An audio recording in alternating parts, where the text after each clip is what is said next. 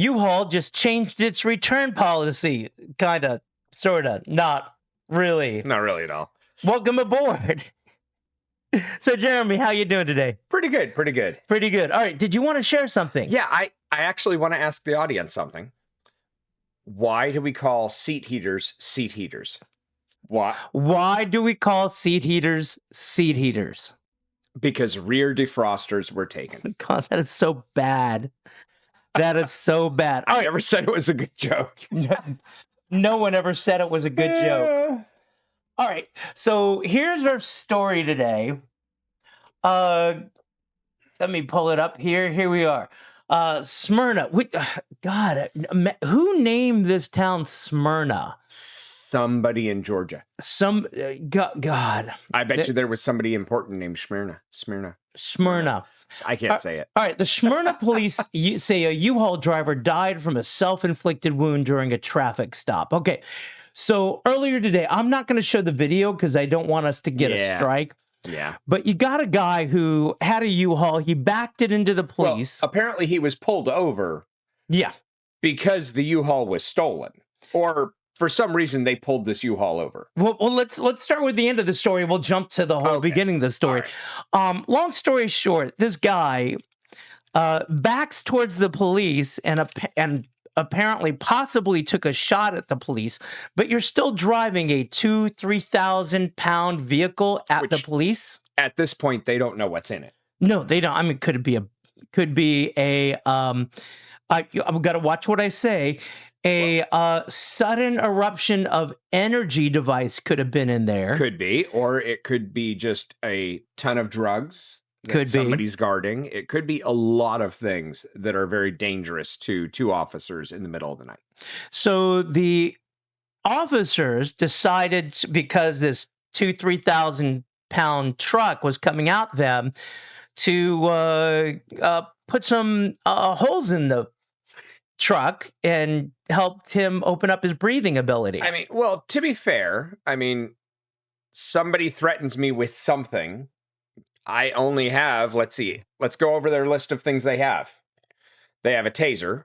Don't think that's going to do much for a truck. No, it bounced right off the truck. They have possibly a nightstick of some sort. Still not going to do any good. Yeah, beating on the side of a truck. They have a firearm. They have a firearm, yes. If there is something dangerous and ugly and going to return fire inside the truck, and it's backing to you, the best thing you can do is discourage that by putting a few holes in the back of the truck. Now, I know for a fact from my bullet manufacturing days, that bullet from a pistol is going to make it through the back door, and it's probably going to make it through the cab. Yeah. Through the very thin wall of the box into the cab. Absolutely. Now, and if you're aiming generally in the vicinity of the driver, you've got a pretty good chance of doing something. I wouldn't even think there'd be enough energy at that moment to unalive them. Well, well, here's the thing. Definitely enough to make you want to stop. Well, here's the thing.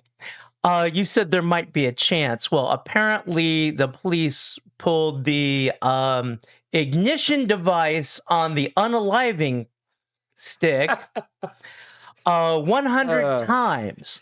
So that seems a little unrealistic for two officers. I'm not going to. No, there was more than two. There was a whole bunch of them. It looked like from the video it was just two. Oh no, there was at least 5 or 6, 7. So is this possibly like a sobriety checkpoint or some sort of reason that they had multiple officers? No, this is what happened. Okay, this guy had a fiance. The fiance rented the truck, and it was due back October 8th. Yeah. Well, a little over 2 weeks later, the truck is reported as missing, and to pull it over, and we just want the truck back. They will report it stolen literally that day. Yeah. So it was reported stolen on best case scenario October 9th. So what ended up happening was, they had the truck, and for some reason the fiance, the girl, had this truck out in her name. He took the truck. She wasn't in the truck.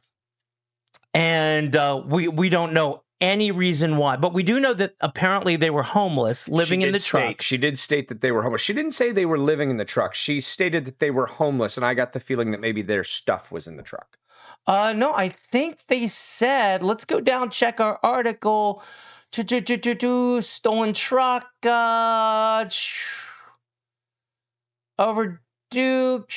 I swear she said that they were in the truck. It was in the interview, so I don't know. It was in the interview? Okay. All right. Oh, no.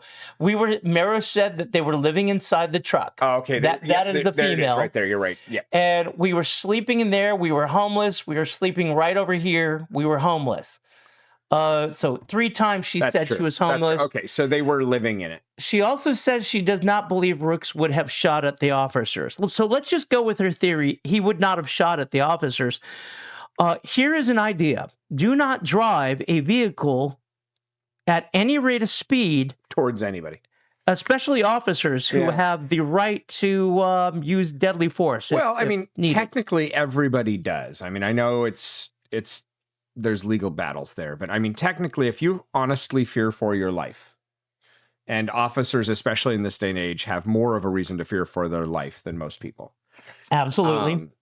You're authorized to use whatever force you need to. Now, if some lady comes at you and slaps you in the face, you're not allowed to No. But, as long as you're allowed to escalate force within reason, but you're expected to meet force with force. Yes.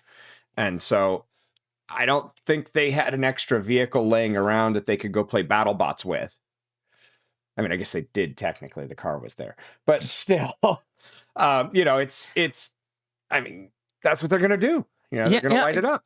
Well, I could see. Here's the funny thing, and this is just my assumption: they would have arrested the guy, held him overnight. Yep. Impounded the truck. U-Haul would come get the truck. You'd go before a judge. They'd probably let him go the next morning. They would have let him go. They would have held him for a 12-hour hold, more than likely. He would have been arraigned. I don't even know that the DA would have filed on it. No, they probably might have offered for a plea down to a joyriding charge or something like that. The guy would have been financially liable for all back fees. Trust me. I mean, I've seen how this works. The rental car would have sat in the impound yard for a while. U-Haul doesn't care because they're going to come back and they're going to sue you for the maximum amount they can rent that for the whole time it was in impound. You're going to pay impound. So the guy's probably looking at, probably north of $3,000-$4,000 worth of fines and fees. But the guy, he would have had a misdemeanor charge. But the guy was homeless. So at the end of the day, he probably wasn't going to pay anything. Well, I mean, he could have probably even gone before a judge and negotiated that down and say, look, Your Honor, I'm homeless. I don't have $500 to my name. What can we do? And, I would not be surprised if U-Haul just dropped it. But at that point, that's what I mean. It would have been such a non-starter within a week or two of it happening. They wouldn't have gone. Now we don't know this. He could have had strikes against him.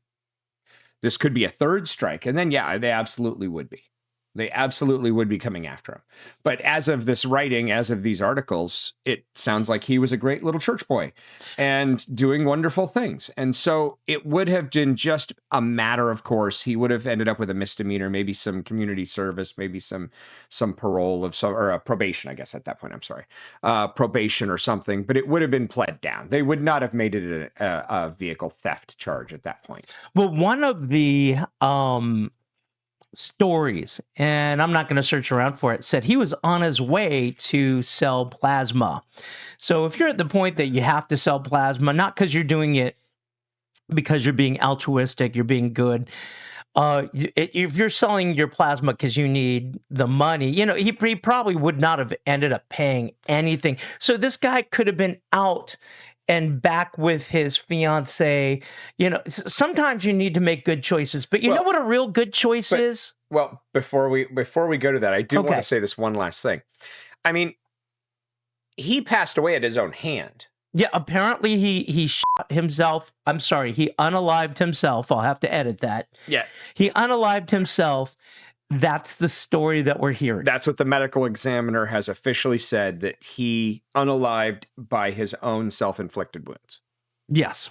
So, and the vehicle did drive away in the video. Yes. So, and they didn't pursue or chase or anything like that. So, well, the vehicle, I've seen more of the video than I showed you, and it does come to a halt. Yeah, but I'm just saying, if it comes to a halt, somebody pushed on the brakes.